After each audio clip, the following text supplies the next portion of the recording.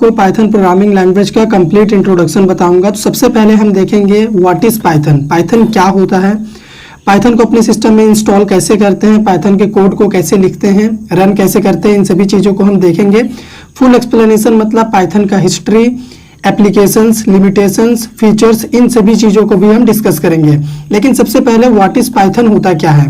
Python is a general purpose dynamically typed high level programming language developed by Guido van Rossum in the year 1991 at CWI in Netherlands.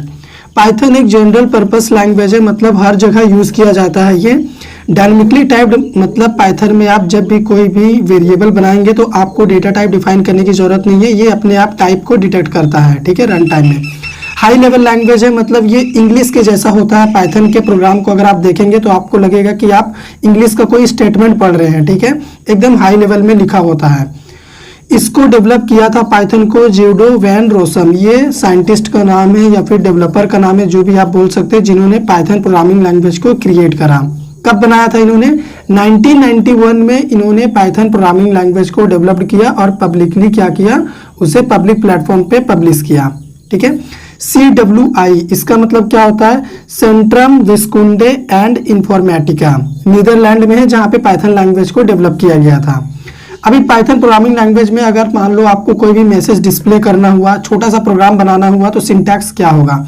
आपको लिखना है print. Print एक method है जिसमें आप single quotes में कुछ भी लिखेंगे और प्रोग्राम को रन करेंगे तो आपका कोड रन कर जाएगा। सेमीकोलन आप दे भी सकते हैं, नहीं भी दे सकते, ऑप्शनल होता है।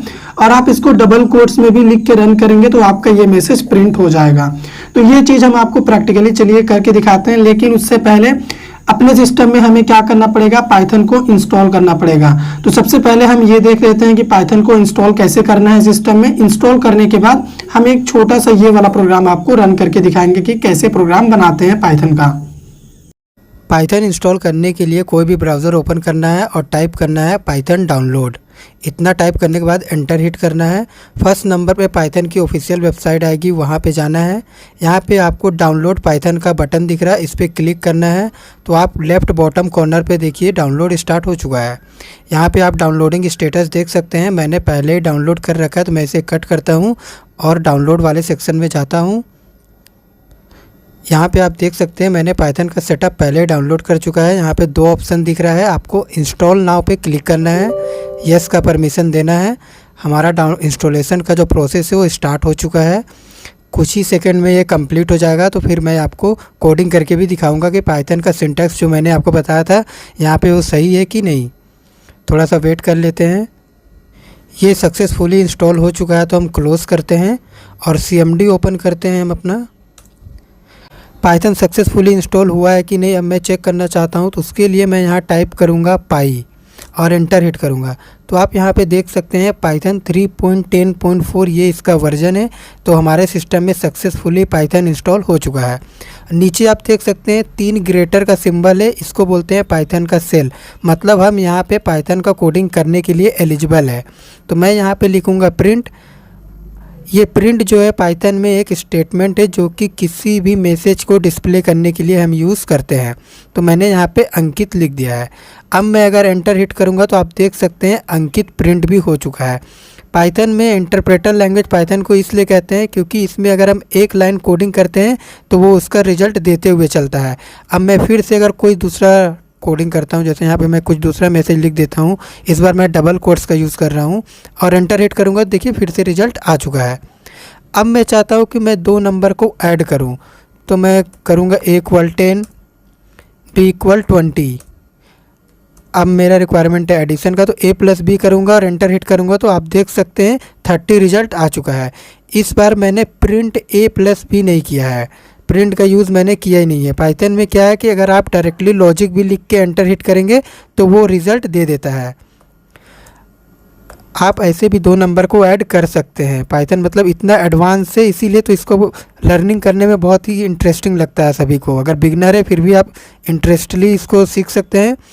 अब मैं कुछ स्पेलिंग भी रॉन्ग करता हूँ, जैसे मैंने प्रिंट का स्पेलिंग यहाँ पे रॉन्ग दिया तो ये एरर भी शो कर देगा उसी लाइन पे। यहाँ पे क्या दे रहा है, नेम प्रीफ इज़ नॉट डिफाइंड, मतलब ऐसा कोई नाम है ही नहीं। डिड यू मीन मतलब प्रिंट आपको लिखना है, ये लिखने के लिए सजेस्ट कर रहा है हमें। तो ये इंटरप्रेटर हमें लाइन बाय लाइन ट्रैक करके बताते रहता है अगर हम कोई मिस्टेक करते हैं तो।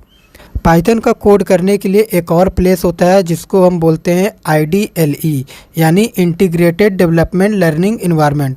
उससे पहले मैं यहाँ पे आपको बता दूँ, ये जो सेल होता है पाइथन का, यहाँ पे हम सिर्फ एक लाइन का कोड ही लिख सकते हैं, फिर उसका रिज़ल्ट आएगा। फिर अगर मेरे को और कोडिंग करना तो फिर एक लाइन लिखो, फिर रिज़ल्ट आएगा।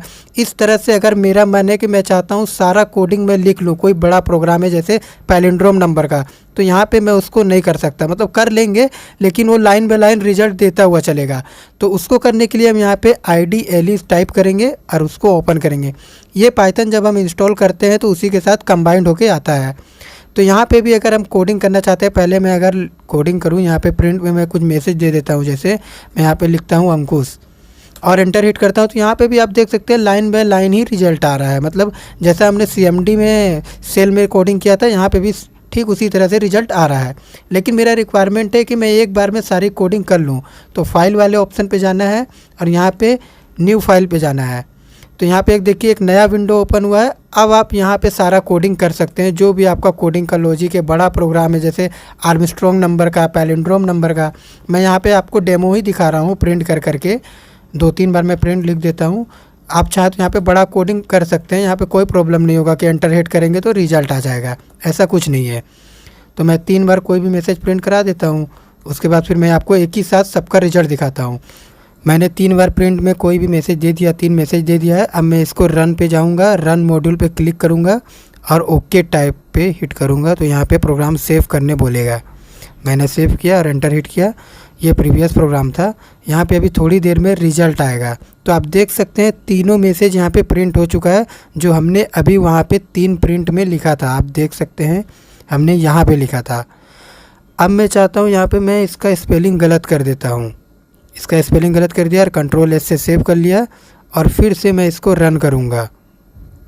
रन पे जाऊँगा, रन मॉड्यूल पे क्लिक करूँगा, तो आप यहाँ पे देखिए पहला मैसेज प्रिंट किया है, क्या था, अंकित है। उसके बाद मैंने स्पेलिंग गलत किया था, किसका, प्रिंट का। तो यहाँ पे देखिए प्रिंट इज़ नॉट डिफाइंड करके आ रहा है। डिड यू मीन प्रिंट, मतलब आपको प्रिंट लिखना है। आपने क्या लिखा है, प्रिंट लिखा है। तो आपको ये बता भी रहा, सजेस्ट भी कर रहा है कि आपने क्या गलती करा है। हमने इसको फिर से करेक्ट कर दिया। अब मैं रन करूँगा तो आप देख सकते हैं तीनों आउटपुट आ चुका है। यहाँ पे आप देख सकते हैं ऊपर में सिर्फ एक आउटपुट आया था, फिर उसके बाद एरर आया था। तो आपको लगता होगा कि लास्ट वाला आउटपुट क्यों नहीं आया।